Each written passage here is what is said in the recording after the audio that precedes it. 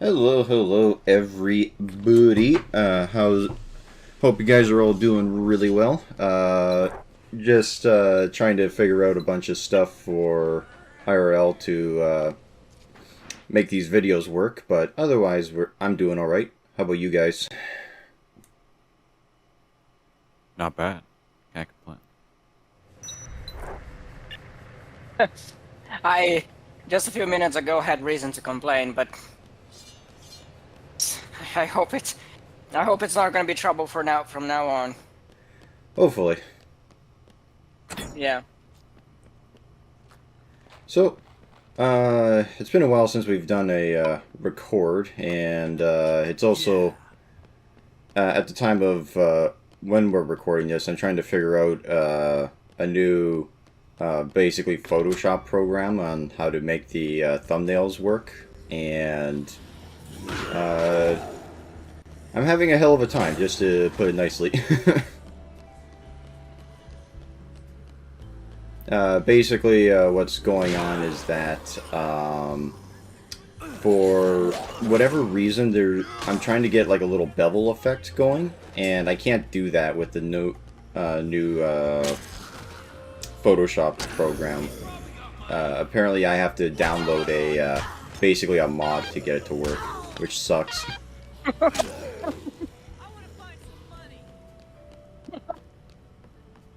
But apparently, GIMP is the one of the best free versions of Photoshop that there is out there. So, well, I guess I get what I pay for. Lovely. So we're all having fun with mods today. What mod are you doing?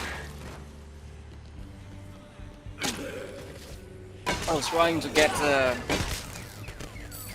I took the time today to actually get the new version of Skyrim Script Extender because of the updates on Skyrim, the version I had before, like the automatic updates on Steam. The version I had before got wasn't working anymore, so I have to update it. And then I was trying to like see if I could get I set the version of Skyrim I had special edition to be in French.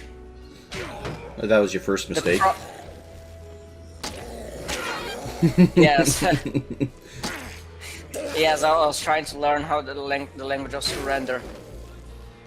And the problem is that at certain points the subtitles appear in English still, and that bothers me deeply. So I was trying to get I was trying to figure out if it was an issue with the mods, if any of the mods I have, because I have a mods like AI overhaul and that kind of thing. I have a mod called Cutting Room Floor that restores a lot of content that was scrapped from the base game, and I was trying to see if any of them was causing this issue, and I couldn't figure it out. Like I tried disabling a bunch of mods about the AI overhaul stuff, and the issue with the subtitles still happened. So, so far I cannot figure out a way to get the game running entirely in French. They don't have an option of like just French, just choosing it from from the base game as is. You mean from the interface? Yeah. Because I could have sworn that, well, with a game as big as Skyrim, I'm sure they had it pre-translated or already translated into French. It Yeah, was but shitty localization. yet your mistake is assuming that Bethesda would be competent enough to program something so simple. Oh yeah, that is true. But yeah, as far as I'm aware, there's not an option to switch the language directly on the interface of the game. I have to change the configuration of the installation of the game. Okay. But I'm still not sure if it is an issue with the mods I have, because most subtitles work fine. But then I'm gonna like some of the subtitles for shop names or some of the dialogue gets is still in English. Hmm.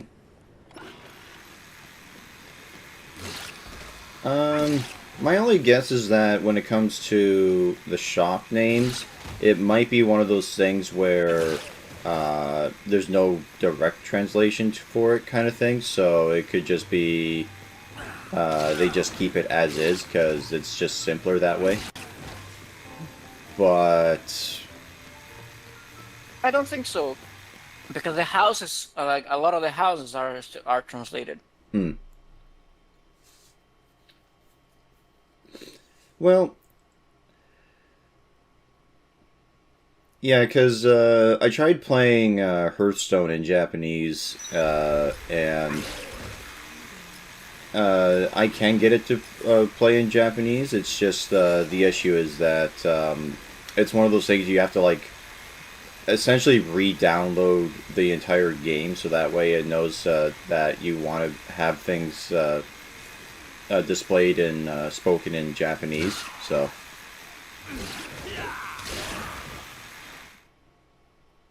So I don't know if it's a situation like that or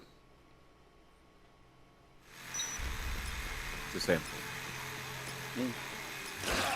I'll try other options later on, but so far I'm just confused. Like the main issue is that I don't know if it's an issue with the mod setup or an issue with the ROM. yeah.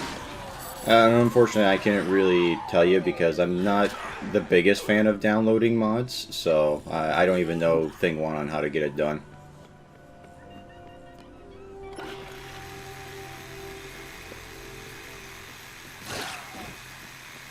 So, on the topic of Skyrim and mods, though, what is the most risque mod that you've downloaded, Goke, that for Skyrim? Oh, I'm almost broke it.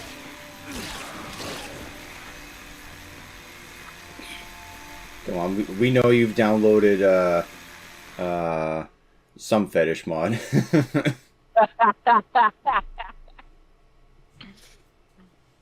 I do have a mod that gives you that reshapes the body, and it gives you the option of it gives an option I have in the nude models.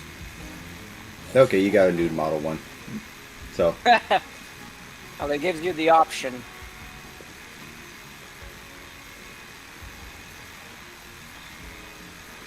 Is this the one where we save Mr. Obama? yes. And, I wasn't going to bring up that we're re-recording this, but I guess you are.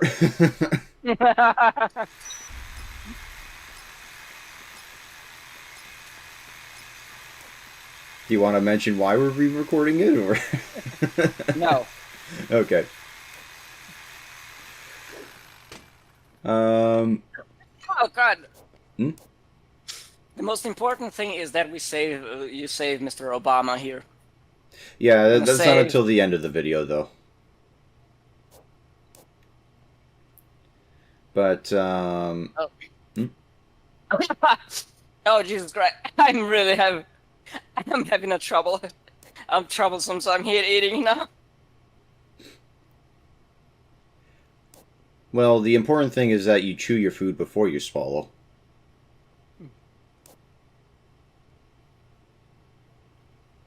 But, let's see what's happening. Oh yeah, so this is the secret area that there is no indication that this happens, and it opens up only at this specific time. But if you want to get all the combo cards, you need to do it. So, basically, what we're doing is getting the recipe of attaching plates to a tile cutter.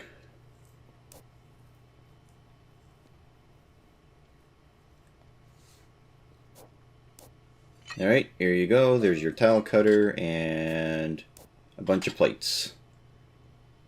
Now give me something sexy.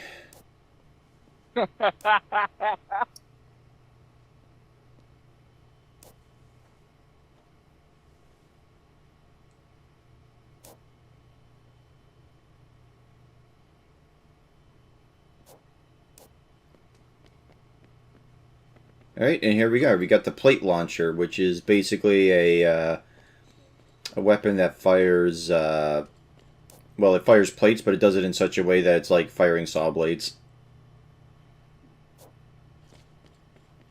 And I think there's another one, like another combo that you can get here. The fork launcher.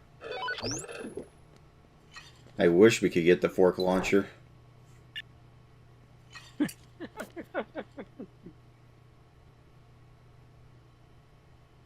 Lighter fluid in a blender. That's an interesting combination.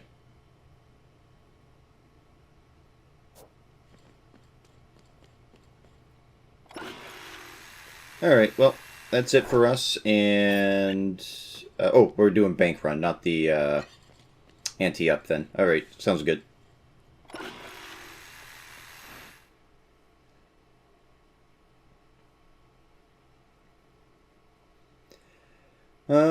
Let's see, what else has been going on? Oh, I've been thinking of going back to college again, because apparently I hate myself and want to relive the school life. You want to have that crippling debt experience. Yeah, I was actually looking into like the whole the crippling debt situation thing.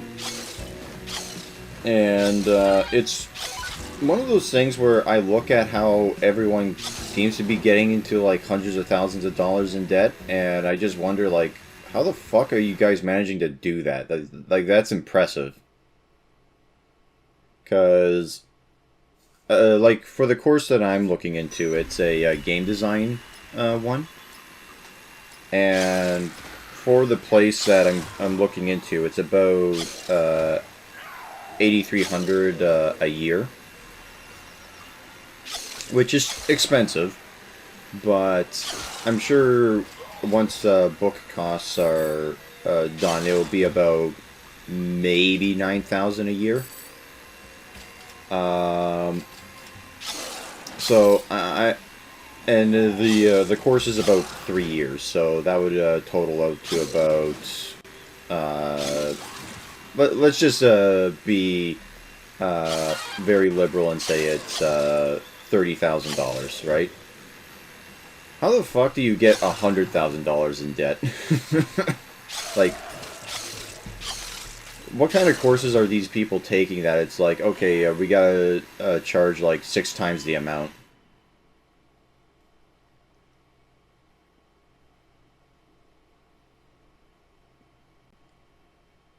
Sorry, can you repeat the question? Well, I was doing the math as to, like, how much my course that I was interested in was going to cost me. And if I was being very liberal with my money, it would be, like, $30,000 for the schooling and all that for the 3 years. People apparently do that, like a 3-year or 4-year course, and managed to rack up like more than $100,000 in debt. So my question is, how the fuck is that even possible? Like, how ludicrous and stupid are you with your money that it's just like, sure, I just have to buy like one of everything?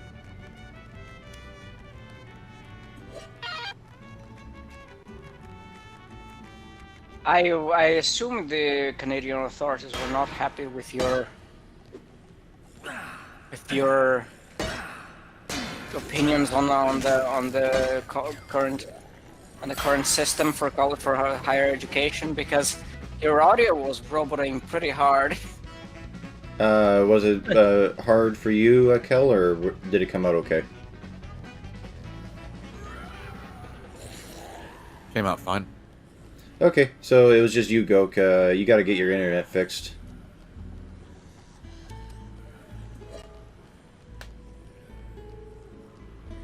But Hey, we did the measurements, okay? My third world internet is better than yours, so yeah, and if you're, anything, the guilt is on you. I don't know. If anything, the guilt is on you for being in Taiwan right now.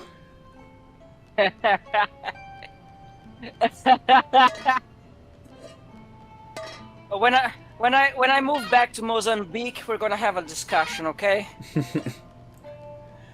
But no, just to repeat it, basically, I did the calculations for how much I would be spending for college. It's about $30,000 if I was being a complete ass nugget about my finances. Most people somehow rack up $100,000 in the same amount of time. And my question is, how the fuck is that possible?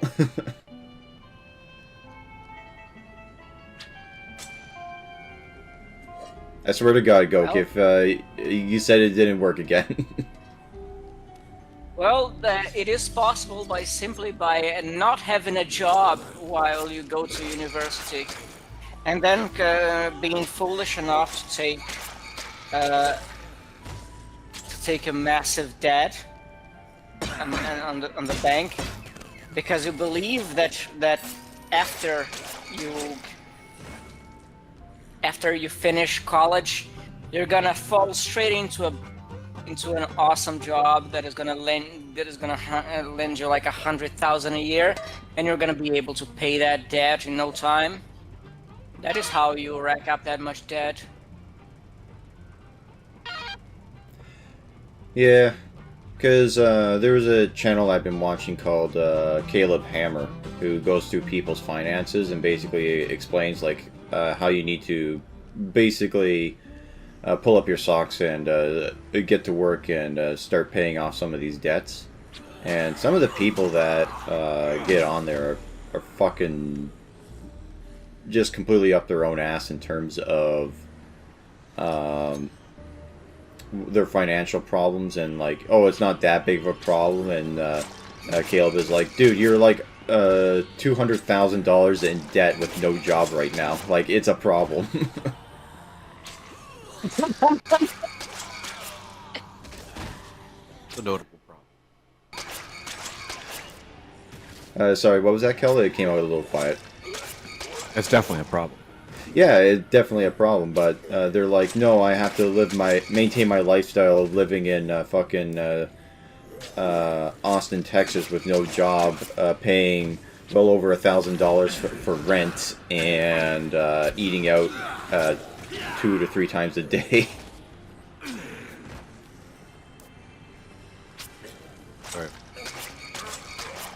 Right.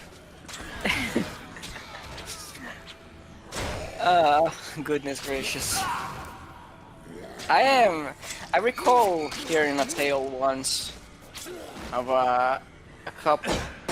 They were facing financial troubles. But here's their situation. The husband had a paying job. Mm-hmm. Well-paying job, actually. And they lived in New York. Their first mistake. Yeah, that's always the first mistake, is living in New York. Yeah, New York's not a place fit for human beings.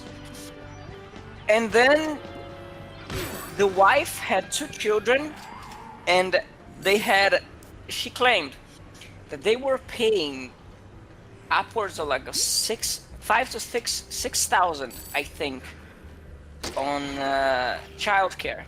They had their children taken care of at a crash. Is that a what's it called? Like daycare? A daycare center. Yeah. Okay, so why the fuck is it $6,000 for daycare? Like, even really high-end New ones. York. Well, Because it's New York. well, even the really high-end ones, I would imagine, are only like a couple thousand at most. Like, Mm-hmm. So yeah, It's an and expensive center with a couple of kids. You can pretty fast. yeah. yeah. According to the woman, they were basically burning through their life savings, paying for childcare. Here's the catch: She's She had a a job. woman. She actually worked Mhm. on a voluntary organization with no salary.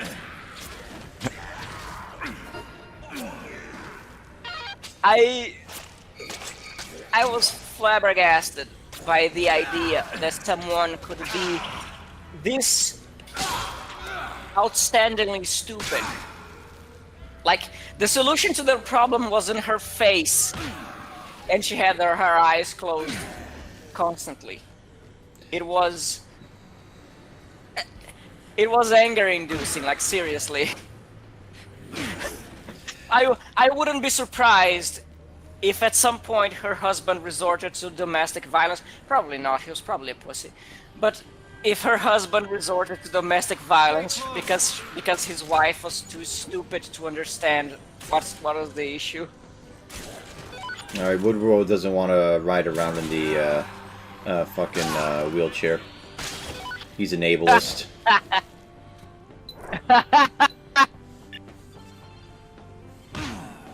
He probably doesn't even like the D&D wheelchair. Yeah, sadly I never got an answer if combat wheelchairs and would have improved The Legend of Zelda, but whatever. Well, What do you think, Kel? Do you think the combat wheelchair is what the Legend of Zelda franchise needs? No. Well, you're just saying that because you have an ableist Because mentality. he hates the disabled. If you want a franchise to do well, relying on a niche.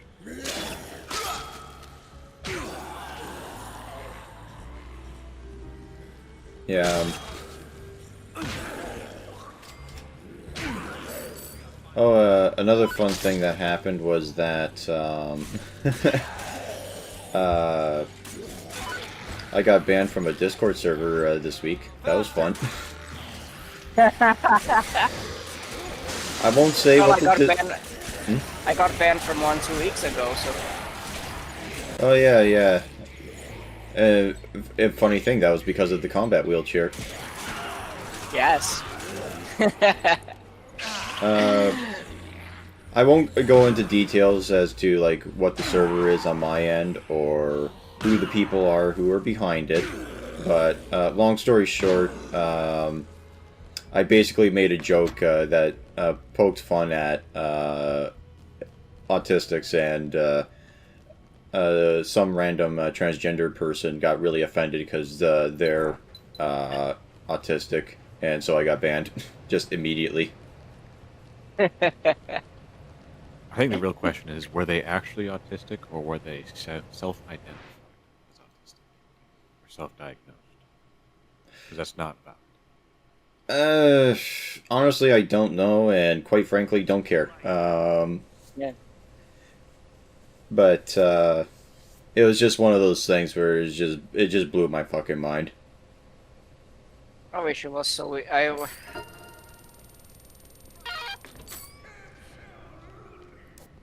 I wish the magic of identifying yourself as something were that powerful. I would identify myself as being like 8 inches taller. So you'd be a whopping 4'8". Yes, basically.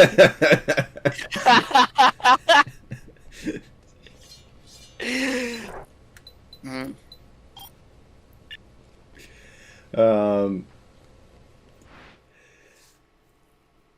Yeah, no. You guys want to know a funny detail? You guys probably seen Lord of the Rings, right? No, I have never seen Lord of the Rings ever in my entire life. That's a joke. Yeah. Oh, okay. I was gonna ask Kel why we keep you as a friend. But yeah, the actor who played Gimli, James Rhys Davies, I think is his name. In real life, he is 185,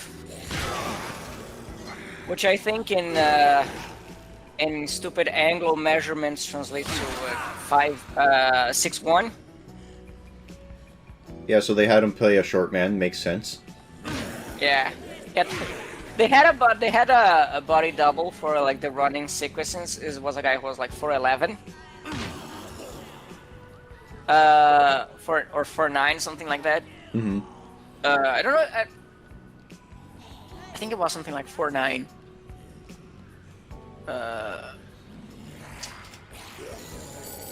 Let's see. Yeah, because for 9, for 10, or something like that. Retarded angle measurements, you know. But yeah, he had a guy with not with dwarfism, but really short, like the guy on The Witcher. I don't know what you call some of the guys. One of the guys who plays one of the dwarves in The Witcher, something like 144, 145 in height. So pretty short. So he actually has the statue to play statue play a dwarf realistically. I think so. What you're saying is that he could play a dwarf without Peter Dinklage getting up in his ass about it. Yes, there were quite a few. Peter Dinklage knocking down the short ladder behind him. Yeah, it still baffles me that he got so pissy about Snow White that he actually cost 7 dwarves their jobs just because he was offended at the fact that they were making that movie.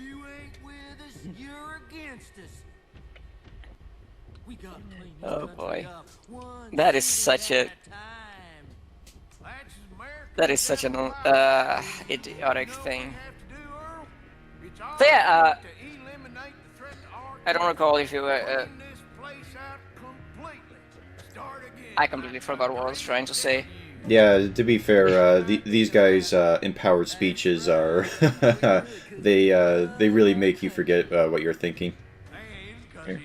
I was thinking about like the guy in The Witcher again. I think it was like 4'9", 4'11". But yeah, I mean, trying a chance at acting might not be a bad path for people with that short. Yeah. Because like, you know, at least in fantasy, you're bound to get a role. Yeah, I mean, look at all the people George Lucas hired. At least half of them were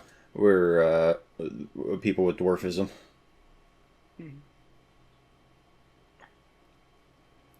Anyway, so these snipers are pretty annoying because even though it showed them all together right at the very beginning, they spread them out throughout the main area here.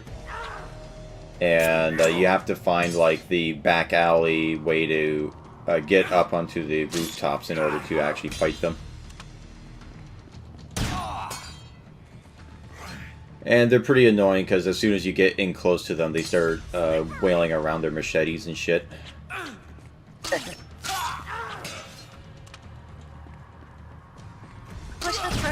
Like one thing I find kind of interesting about the idea of the fantasy dwarf is why would the fantasy dwarf be on average stronger than a human being? Because they're miners and smiths, so it does make a little bit of sense. Yeah, but I was thinking like on a biological standpoint, like what, and then I remember like, yeah, chimps are not very tall. Like chimps are quite short creatures, but they are freakishly strong for their size. Yep. Like a chimp can easily kill you, which is why like. Is there a policy in some places that if a chimp goes loose, you shoot them on sight? Not in my area, I can tell you that much. The only weird law about animals that I know of... Have you checked? Hmm? Have you checked? To be fair, no. But I also know that in my area where I live, the only weird law that I'm aware of is that... involving animals is that there is a park in the middle of our downtown area, and like it's so in the middle of downtown where it's like traffic going both ways on the side of it, right? So there's always cars around. There is a law that says that you cannot allow your pigs to run around in the park. Your pig. Your pigs, yes. And my guess as to why that's a rule is because back in the 1800s, when the city was first around, some farmer in the area, their pigs got loose and started running around in that park. And then they never bothered to change the rule, despite the fact that the entire environment has changed so dramatically to the point where it would be quite the sight if a pig was running around in that park. It just reminds me of New York. You guys, I'm sure you've seen the classic imagery of all the houses have steps leading up to them. Yeah. Yeah, that old row of houses, and they all have the steps. Yeah. The purpose to those steps is for all the horseshoe. Oh, so you scrape your shoes on your way up, so you don't get it in the house. Yeah, it's so you're separated more from piles of stuff. Because before cars, it was all horses. Pretty easy to suss out why that'd be so much sugar. Yeah. Oh goodness, there were people who made a living out of cleaning that. So that's quite fascinating in itself. Well, if there's anything that I've learned about Rockstar over the years, is that horses do like to poop. You could have also learned that by going to a farm. No, too much work. Yeah. Just play Red Dead Redemption 2. I do recall a tale of a town. I think I heard that the town was called Chico, which is funny in itself. But the story is that this town had a law where they would apply a $500 fine for any person found guilty of detonating a nuclear bomb in the town. That'd be impressive if they managed to send him the ticket. The most impressive thing, the most interesting thing about the story about that law is who would be there to collect that or to apply it even. Yeah, that's why I also said it would be impressive if the guy even got the ticket, because he'd probably be blown up too if he detonated it. Or not. Maybe the guy did it from a few kilometers away, Fallout style. Like the presidents do. But I just find it hilarious, like the idea. Okay, boys, we're gonna die of radiation poisoning in about 2 weeks. Until then, we gotta find the guy guilty of this and give him the letter of the law and apply justice to him. So $500 seems good. yeah. Damn it. But Before we bleed out of our intestines. yeah. I also remember that in some countries there is a law against attempting suicide, and the punishment is death. Which seems a little counterproductive, but there you go. Yeah. And then there is the joke that why is that a crime? Or like destruction of government property. Oh, there is still more of these guys? Yeah, there was 4 of them in the cutscene. You foreigners never last long. Never last long. And Dietz here is giving me his nuts right now, and I don't like it.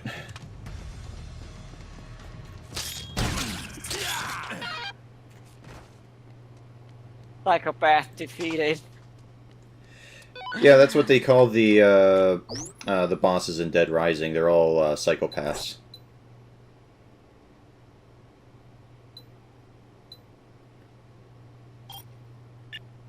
All right, we're doing Slate for fashion. That's all right.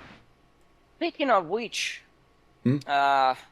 Kel, Cal, you're a psychopath? yes, let's talk to our resident psychopath. Kel, What? can you hear us? Yes, I can hear you. Lovely. I recall you were making some commentary about the reaction to the Dune movies recently, and I would like to ask. You've seen the movies, right? Dune 2, yeah. I have not seen any of the Dunes, the David Lynch one, the new ones. I've been meaning to read the books, but the fucking it's hard to for me to sort of be like, all right, I'm listening to the audiobook now. I recall. I recall I've never not hearing good things about the David Lynch ones. Yeah, but yeah, I was gonna ask Cal because I know that in the books the character of Baron Harkonnen is a notorious struggle snuggler, Yes. and I was gonna ask if the movies address that in any regard. Not the new one. They Mm. kind of gloss over that. There's a whole attempt on the Baron Harkonnen's life that his nephew makes. They completely skip over that. Uh, It's a key element in what makes the Baron Harkonnen contemptible. I'm kind of curious why they excluded it. mhm. Probably for the same It's- reason that Goku said struggle snuggling instead of rape. I assume it has to do something. It has something to do with his predilection for. Oh my god! I forgot about this moment. I assume it has something to do with the fact that his predilection is not for women. Oh, so it's a negative stereotype. Got it.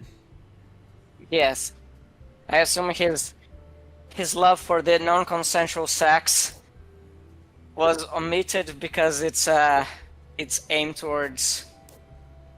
There's some Turns argument that lads. Frank Herbert was a homophobe. I don't agree, but I mean, just because you write something that where a character is doing something negative and is part of something doesn't necessarily mean you are like a phobe of whatever it is that you're making. You could just be writing it as a character trait because guess what? Shitty people exist everywhere. It doesn't matter what their race or whatever is. It's, shitty people exist. In this case, the question is not the race; it's the. Yeah, I would. I would assume it. I know it was the race, but that was just an example. Yeah, I mean it is. Some people are remarkably petty and obtuse in their judgment of intent. So it's not surprising that some people were.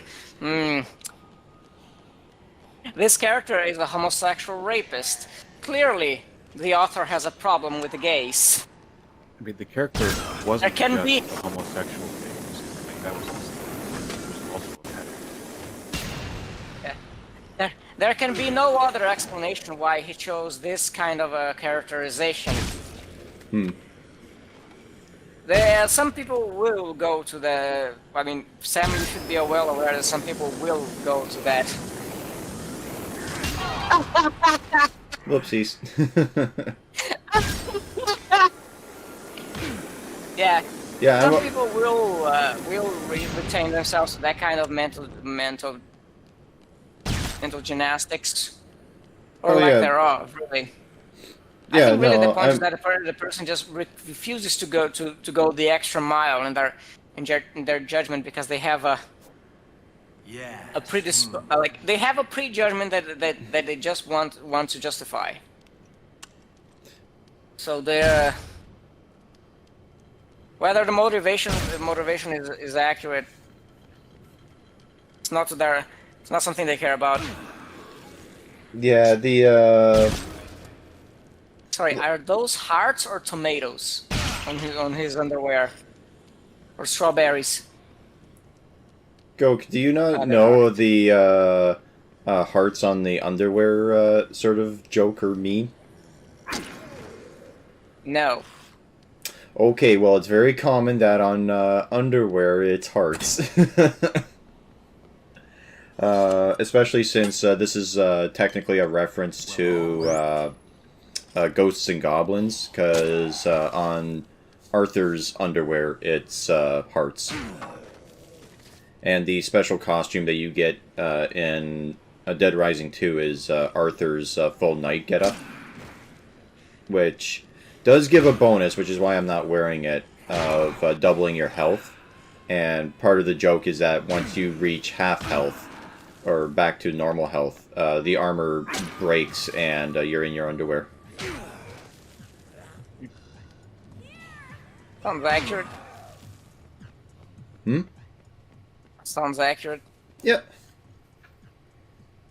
Yeah, but anyway, she won't come with us unless we're in our underwear. So, now that we're... Her name is Europa. I don't even know her. It would be a very interesting joke here if instead of getting to your underwear, you had to find a bull costume to get her to follow you. Anyway, now she's cold because of the floor, so now we have to carry her. Oh my god!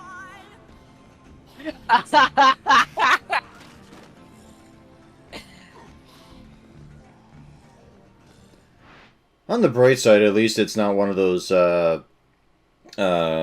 survivors that's like, oh, can you pay me like 10 grand before I come with you while they're currently getting their face chewed off by a zombie.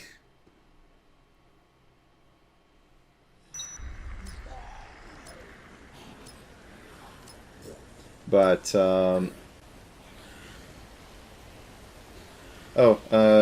speaking of, raping people with very low standards of judging others. Did you guys watch that D&D horror story I sent you? I did. You Afraid. didn't? Speaking of No, I did rape, not. Oh. speaking of rape, yes, that jolly subject we discuss often. Yeah. Oh goodness. No, it's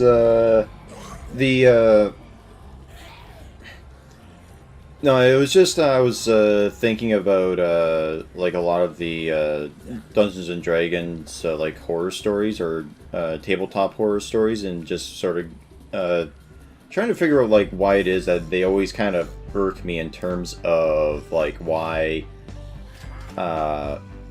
like these stories are like so shit kind of thing. And I think part of the Made for reason, Reddit. well, yeah, it's Reddit, but also because a lot of the stories that are mentioned are, I would actually consider more like par for the course in terms of like the type of shit that I do. Not I personally do, but like what I get into like in a lot of tabletop areas. I still cannot get over the fact that you're carrying her. First of all, really missed opportunity to not have you carrying her while in a bull costume. Second, it would be exceptionally funny if you could use her as a weapon. Yeah, it would have, but oh well. And besides, I can't be in the bull costume. I have to be in my underwear because she's in her underwear and she wants to share the embarrassment. Or maybe she's just an exhibitionist. Yeah, perhaps. And her- She yeah, she and did her- talk with and the her Valley fetish. Girl. She did talk with the Valley her Girl accent, so. Yeah. Yeah. Maybe her fetish is manipulating people into undressing along with her. Maybe. Who knows? But like, Maybe this whole time she's just getting off to this. no, but like the common thing that like a lot of people complain about in tabletop RPG stories is like so I was playing an elf, and then I walked up to these dwarves, and the dwarves said, "What do you want, knife here?" And then I got so offended, I like couldn't even anymore. And it's like, dude, come on, what the fuck? I had a panic attack. And it's like shit like that. That's like for me in games, that's par for the course. Like, I find it so perplexing when I hear people tell this stories like, oh, and when they said this to my character, I was so shocked that I shut down. You shut down. Go drop the D&D and go search for go look for a therapist. Okay, you clearly have other problems going on. mm-hmm.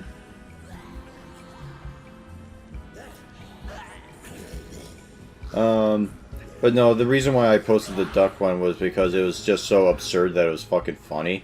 Because, basically what the guy did was that he was playing an Aarakocra and said that,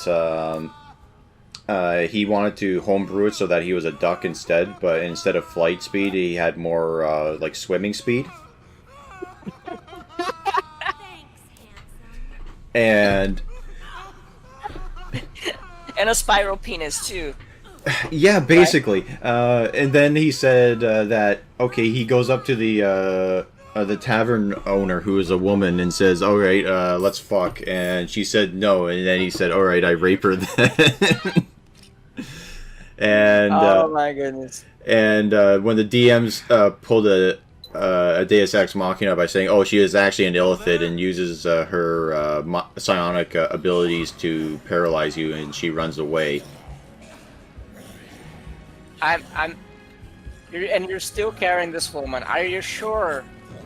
Yeah, she will not move unless you are carrying her. No, are you sure this is not her fetish? I don't know, maybe.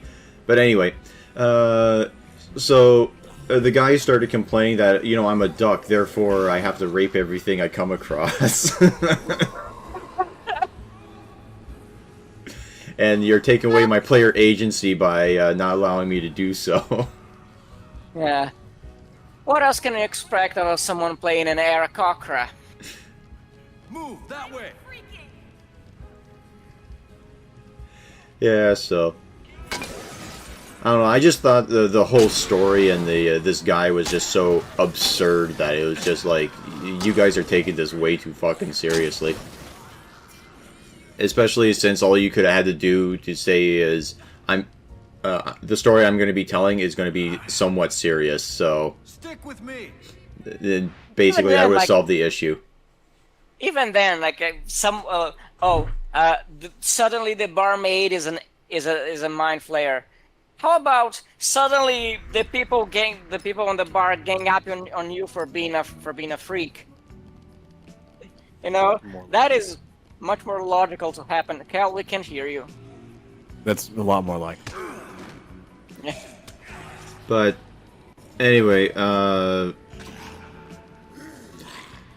no, it's just the other thing that also pisses me off about a lot of these D&D stories is that a lot of the times the people reading the story, they'll give their insights as to why what they thought about the story, kind of thing.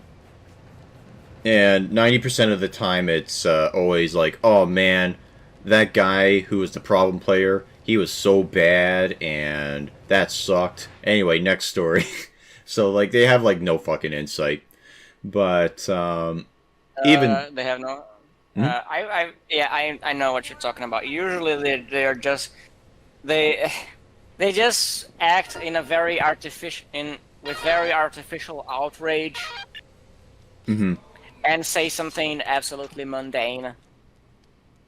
Oh, by the way, so I'm doing the Give Katie All the Presents achievement, and apparently this shitty piece of artwork is one of her presents, which is weird because the other problem is that if you want to get the achievement for beating up every zombie with every goofy weapon, you need to use that painting, which would ruin it, so you can't give Katie the painting. Oh, I don't find it hilarious.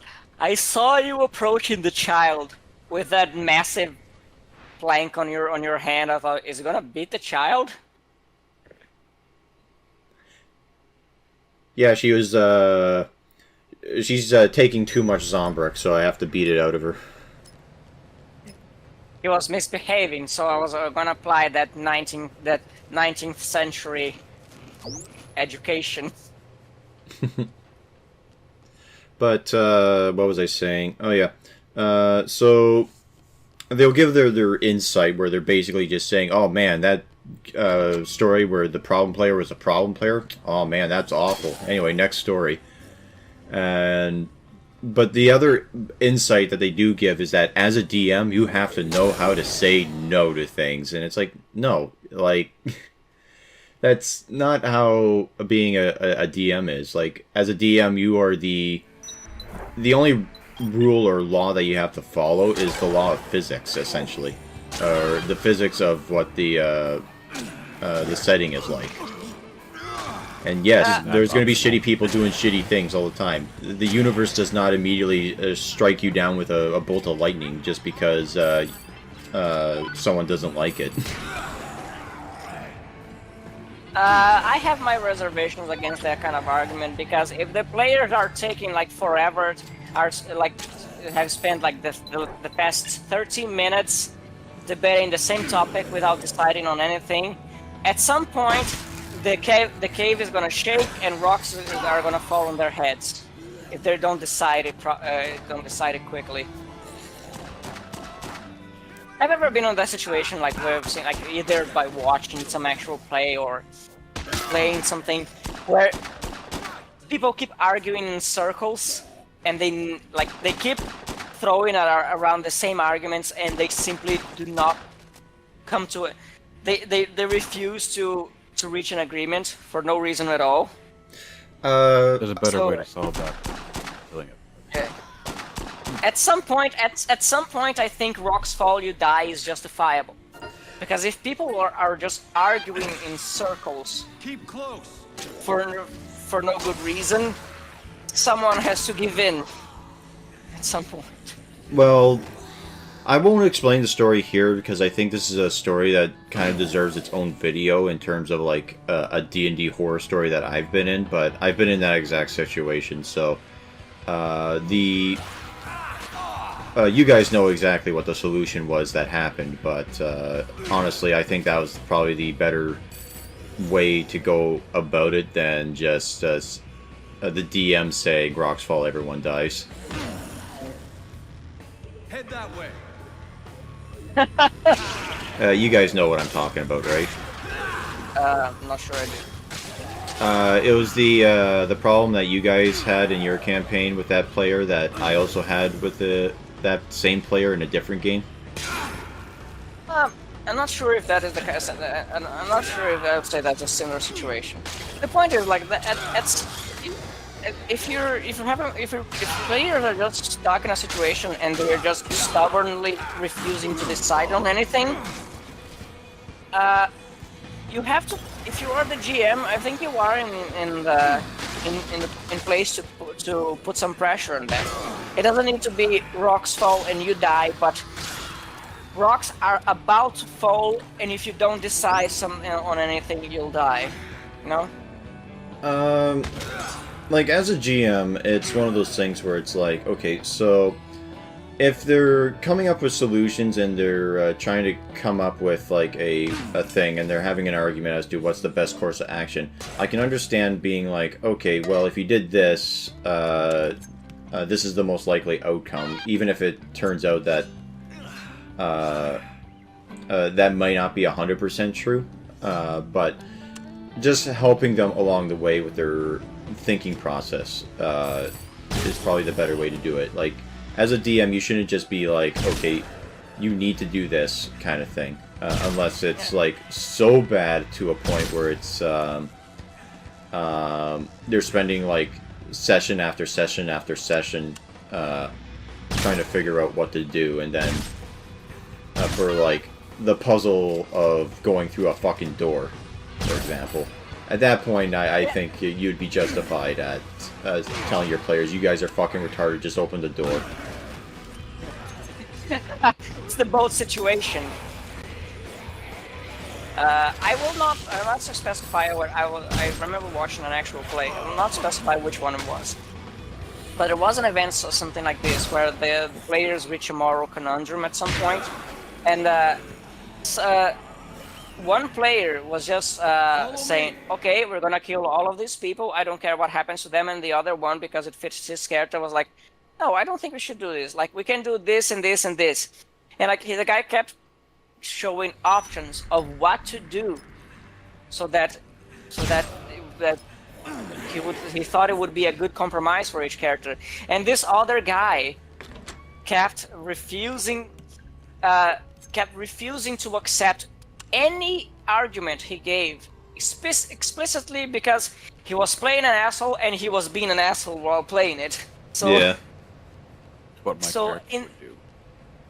yeah, in those circumstances, like, it wasn't one of those Move it. a situation where one player was given over and over again options of what they could do, and the other one was refusing simply, I don't know if out of spite or if it's because his preferred way of playing is my way or the highway. So yeah, if the GM, like, in those circumstances, if the GM decides to pull something to pressure them into making a decision, I think it's justifiable. Yeah, but the I idea remember- that I was getting at in terms of as a GM, you have the right to say no to your players. It was more along the lines of, if they do something that's quote problematic unquote, you tell them no, you don't do that. And I do recall a few weeks. Sorry, Sam. I do recall, like, I think you might remember that we've been in a situation like this, and I recall it was your character who basically solved it, where like we had to give to. You remember the Eye of Vecna thing? oh yeah, where it was your character's quest that we were doing, and Yes. the idea was the other player was really concerned that this is the Eye of Vecna. We can't just hand this over to some guy. We have to do something about it. And my character, or what I did as a player, I just DM'd the, I just messaged the DM and said, hey, can I just go over to the body and just sleight of hand, just take it?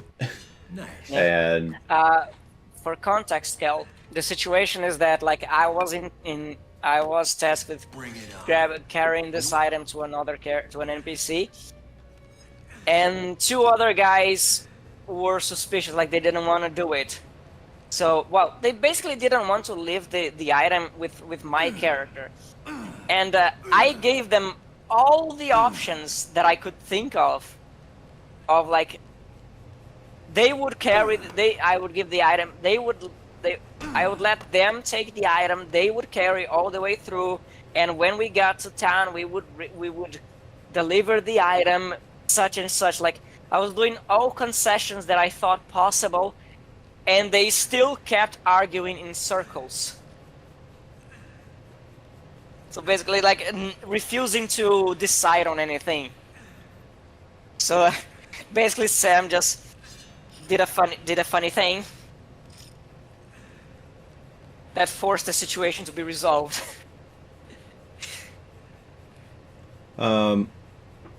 Anyway, for those of you wondering why I'm not helping this Dean guy, it's because he refused help. He wants to walk here as slowly as humanly possible to the fucking safe house. He doesn't want to be... Reasons? His reason is that he was in the military, and I offered to give him a shoulder, and he said, fuck that noise, that should be gay.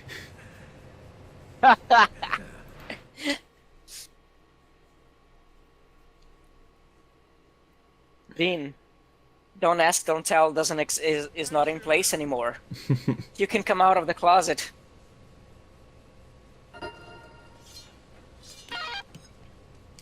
So yeah, the easiest way to deal with Dean is to set a waypoint and then just clear the zombies out of his way.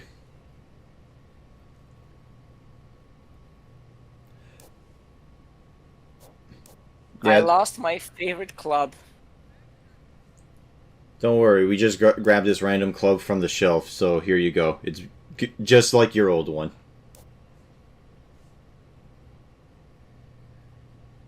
But yeah, there's a few other stories from that campaign that we could share. I'm not sure if they're like horror story level of bad, except for like maybe the last session, but that's about it.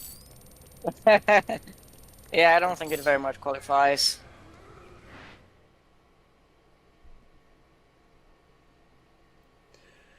But though I'm sure that if any of these Reddit people were in any of my games, they like pretty much every session they'd be remarking on something how awful I am. Yeah, you're pretty awful, Sam. Like, you're probably one of the worst human beings I've ever talked to online. That is true. What do you think, Kel? I was being sarcastic. I mean, just in Kel's game alone, I clearly established I have a foot fetish by having my vampire lick a toe for information. Yeah. You are already like a... Be noted that your character is somehow worse than the guy with 1 intelligence, because it's one thing to be stupid, it's another thing to have a foot fetish. Okay. Yeah, Some things are just like unacceptable. yeah, the most common type of fetish. Actually, you know the I heard a funny reason as to why foot fetishes are like the most common fetish. Are they? Apparently, yes. And the reason for it is because the pleasure sense of the part of the brain and the stuff that sort of controls like the foot are like right next to each other in the brain. So people have theorized that it's because there's an overlap between those. Mr. Obama! And sadly, this is our psychopath boss fight, and it is really shitty. It's a 50-year-old dominatrix. My fellow Americans, I am currently tied to a chair, and this middle-aged woman is trying to have her way with me. Send help, please.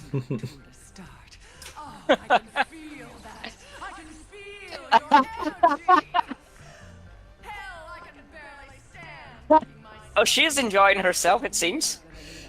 Yeah, well, she's definitely hit the wall a few times and is now in that stage of in complete fucking denial of that. Yeah. Seems like she hit the doctor a few times. Yeah.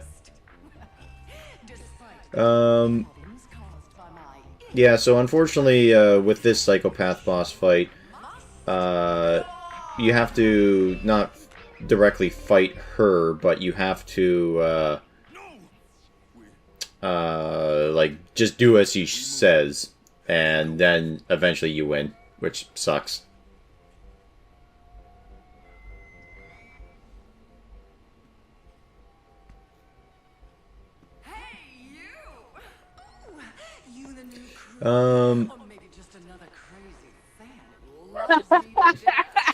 Yeah, for some reason they are very adamant that we get those ass shots.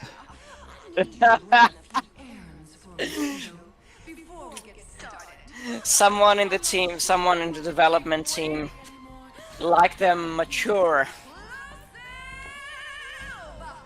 Too bad mentally she isn't. I get her what she needs, bro. I was about to make a joke I'm not sure is acceptable. But then again, you probably said worse. Probably. Yeah.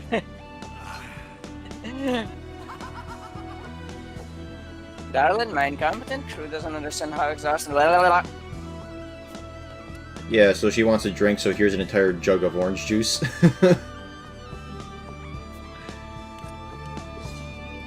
And now she says that we need to be in a tuxedo, which thankfully right next door is a tuxedo shop, so that's convenient.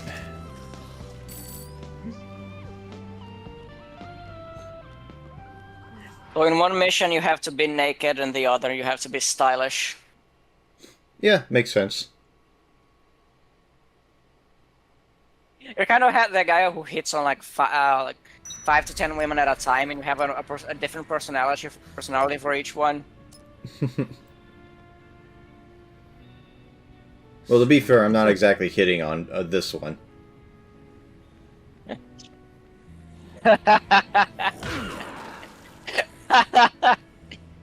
It's not the time for domestic violence yet.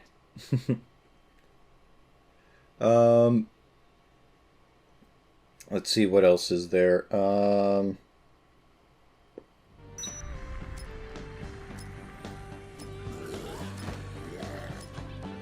Yeah, so I guess the question for you guys is, do you think it would be a good idea to go back to college and take game design? Because it's one of those things that's always been like a dream of mine. It's just, I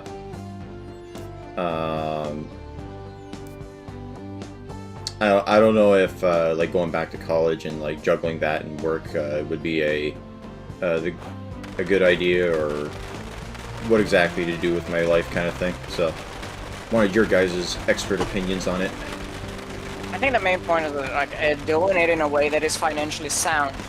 As long as you're able to go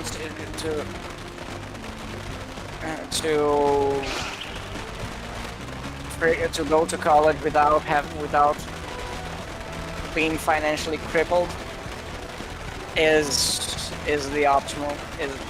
As long as you can do that, I think it's sound.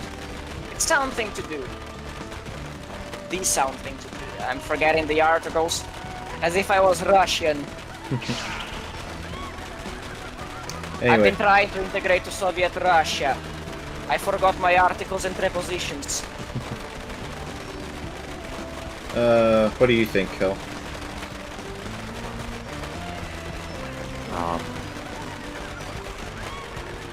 You know, expert on life situations and what to do with them? Come on, man.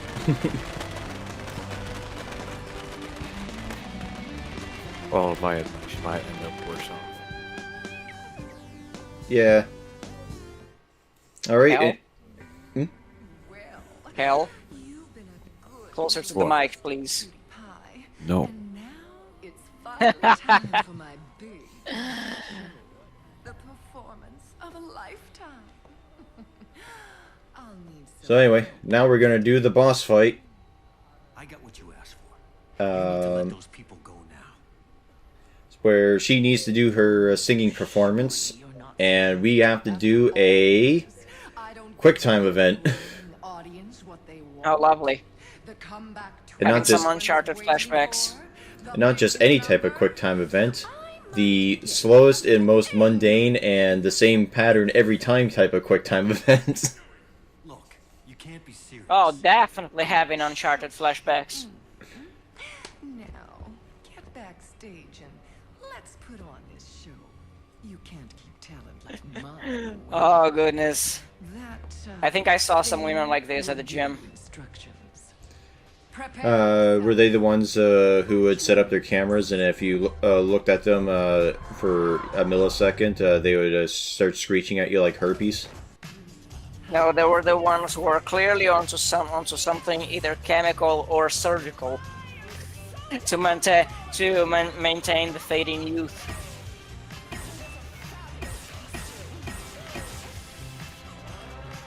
Alright, that's number 1.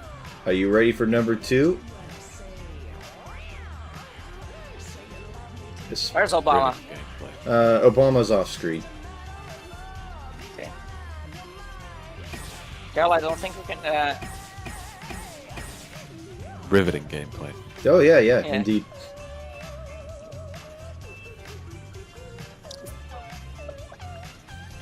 Yeah, the only thing about the course that was sort of like had me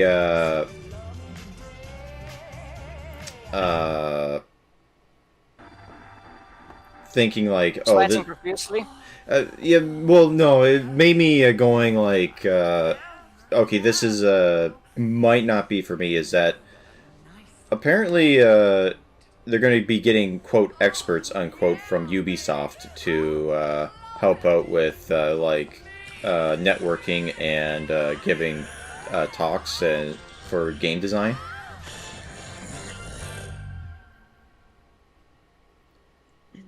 And that just made me go, uh-oh.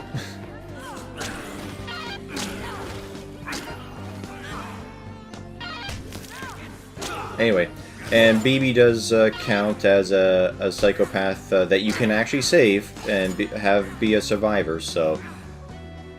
Oh, so this is an I can fix her situation. Yeah, pretty much. So... And Cameron apparently, or Mr. Obama over here, is the only one who has been in the chair for so long that his legs don't work quite right, so we have to give him a shoulder to help him get around.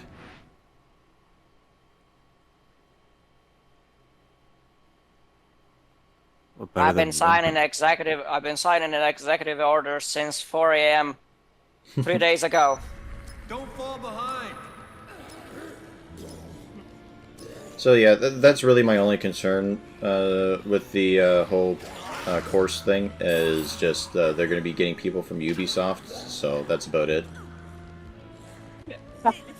How to milk the same franchise year after year for over a decade. How to make a quadruple A title. The lesson of today.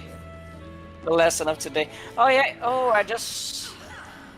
Yeah, this year is like 14 years since the original Assassin's Creed. I just noticed. Yeah. No, but Goodness I also said that they would give lessons on how to make quadruple A titles.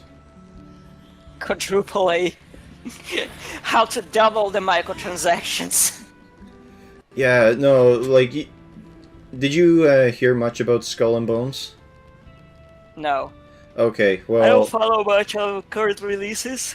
Okay, well, apparently people were saying, like, oh man, the Skull and Bones doesn't look all that good, and then the CEO said, well, that's just because it's in, like, early development and all that, and, when it gets released, it's going to be a quadruple A title. Well, that is because you are a stupid dum-dum. Yeah, And and you then don't it turned know game out that... design. And then it turned out that the game was somehow worse than Assassin's Creed 4. Where the pirating was, like, half of the game. Assassin's Creed 4 was... I haven't played it. I heard good things about it, but I also heard that it's more or less not really an Assassin's Creed game. I heard that It's more of a pirate Syndicate. game. Yeah. I think the Syndicate was the one that really rubbed people in the wrong way. Syndicate Like was about, the not British Syndicate, one, right? Unit. Not Syndicate, Unit. The one in France. Unity. Unity, yeah. Yeah, the one that is famous for that glitch where the protagonist's face doesn't load. Yeah, it doesn't load and people fall through the earth. Yeah, that game was a mess. So much so that I was given the game for free on Uplay. And nowadays you get like Assassin's Creed like every year where is a different this time they're Greeks, this time they're Vikings, this time they are Mongols, whatever. I think I wouldn't be surprised if they do one with the Mongols. well, no, Which was they funny, did one with Egyptians, and it was called Origins, which was supposed to be the very beginning of the Assassin's Creed Order and everything. And I remember in Yahtzee's review of that game, he said that one of the most baffling things of that story was that they showed that sort of hidden blade gauntlet thing, and the person said, look, it's a weapon from ancient times. And Yanti was like, bitch, we're in ancient times. How much further back do we have to go to find out where this shit comes from? What I find the most ridiculous is like, I thought the whole point was that the origin of the Assassin Order was from the Assassin Order from the Middle Ages, and the Holy, and the one created, the one that was involved with the Crusades. Christ's sake! No, Like, it was obviously you need- based on the ancient Egyptians. It is so. Oh God, it is.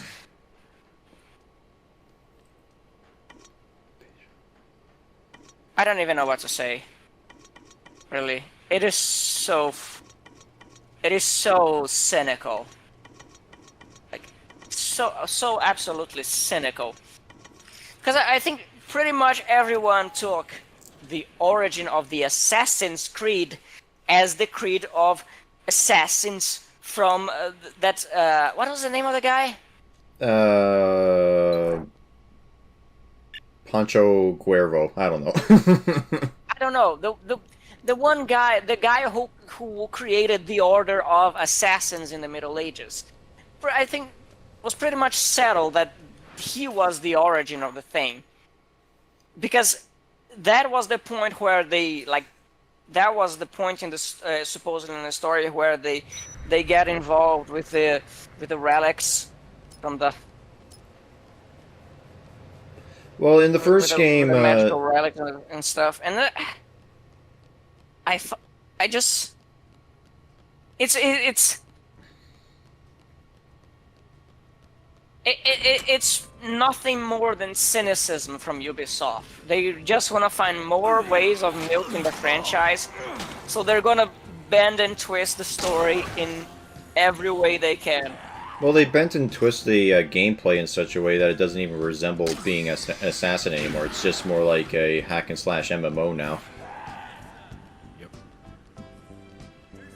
Everything about the series that originally made it good has been, including the story. But no, it's just I guess yeah, like I said, that's my only concern. But at the same time, I could just be like, not show up to those classes, I guess. Today we got Ubisoft. We got the class with the Ubisoft guys. Okay, today I'm gonna stay at home. Ah, goodness. Yeah. Oh, it's raining outside. It's not over here. But, yeah, so, I don't know. I'll give it more thought and, the stuff, because I think the idea is that eventually I just want to make my own games, and, if... I would rather not be with Ubisoft under any circumstance, but, you know, if I can just... One day you're gonna make your own games, and the inheritor the inheritor of MadPat's legacy is gonna make 16 videos about it. Oh god, I wish. Basically, a game idea is just going to be a Legend of Zelda knockoff clone. And that's like one of my ideas so far. Oh boy.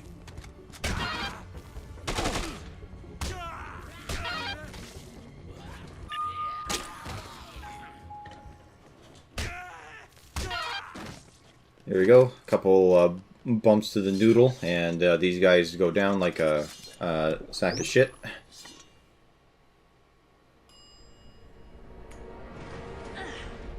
Not without me, Chuck. You're the best lead I've ever had.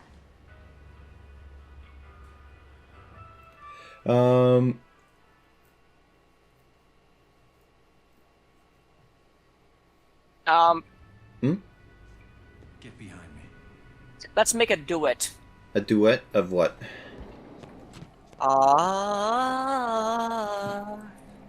That was awful. Yes, it was. My mother's a better singer. The money, fool. We don't got much left. Now, here's a question. TK here hired only black people to help him out with this operation. Would that technically be racist on his end, or would that be more empowering? And are we the racists for trying to stop him? It depends on who is he shooting. He's shooting at us, and we are white, so... Yeah, so he's fighting the system. Yeah.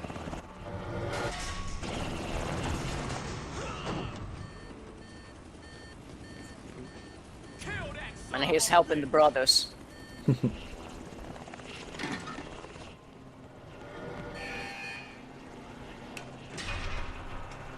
Alright, and here's the a weird boss fight that we're now going to be doing. It's a... we have to get the helicopter down low enough so that we can huck things into the propeller.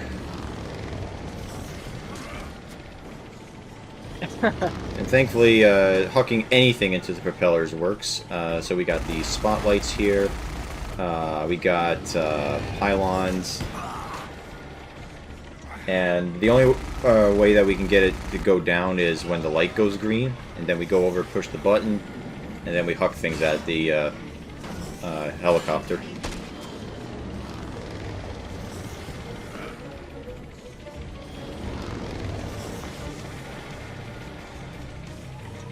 What's also really weird is that apparently the smaller the item, the more damage it does, because if you threw like that entire fence grate, that wouldn't do as much damage. It's weird.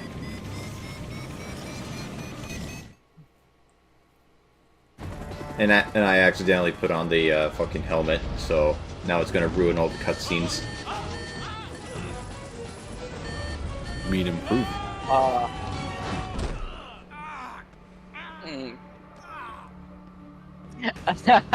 Very much.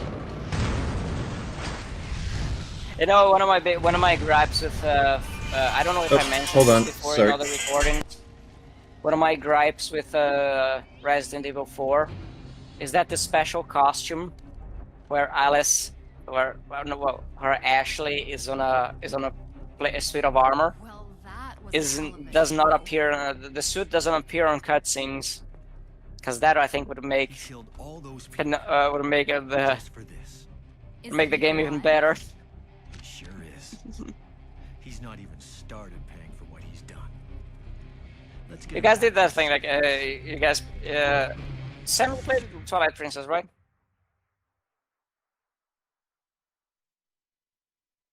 Sam?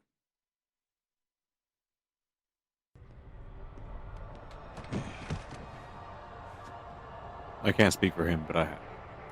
Okay, because there is that thing you can do where as soon as you hit the, like, just before Oh yeah. you hit the trigger to kill Ganon He's behind and finish the everything. game, you can equip the iron boots. And framed So us for the rest of the cutscene, you're clanking all the a way bit more. across the, We've got all the enough way to atop the run hill through. with the iron boots on you. It's pretty great. Brought down this big shot. Yeah, So yeah, didn't I know. really, This yeah, it's look it out. here, it's award material. He's out. So yeah, I think We ought to make Resident this Evil race 4 stay. would be an even better game if Wait. our Ashley's suit of armor appeared on cutscenes. Capital punishment was made for it depends on what version I think that you played, because I know in the PS2 version they don't do that in cutscenes because they're all pre-rendered. But in the GameCube it works, and the Wii version, and I believe PC it does. We'll do it your I think the GameCube version doesn't have the suit of armor. Yeah, the GameCube version doesn't have the suit of armor, but it does it for the other options. There's also the I think in the 360 and remastered versions of the game, you have a suit of armor, but still doesn't appear in cutscenes. Hmm. The rescue is coming in the morning.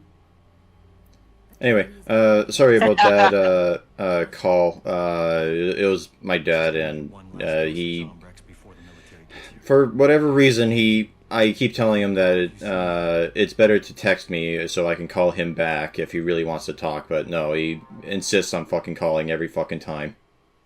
Isn't your father legally blind? Yeah, but he's legally blind, but he can still see things. Like, it's just to the point where he can't drive. So. 'Cause I was thinking perhaps texting is a bit difficult. Like, he can text fine. He texts me all the time. It's just, no, he just refuses to do it. Mm-hmm. So. And I think the video is over, right? Yep, video's done. So, we will see you all next time. Have a nice night. Bye-bye. Bye.